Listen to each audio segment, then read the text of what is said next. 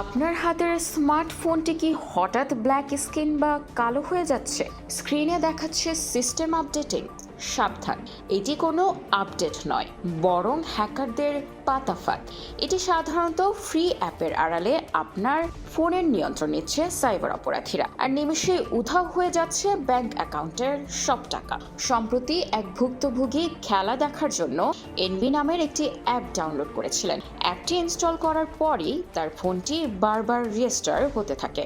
কিছু বুঝে ওঠার আগেই তার অ্যাকাউন্ট থেকে কয়েক ধাপে 5 লাখ টাকা সরিয়ে নেয় হ্যাকাররা। একই ঘটনার শিকার হয়েছেন আরও অনেকে। মাত্র কয়েক মিনিটে আজীবনের সঞ্চয় লুটে নিচ্ছে চক্রটি।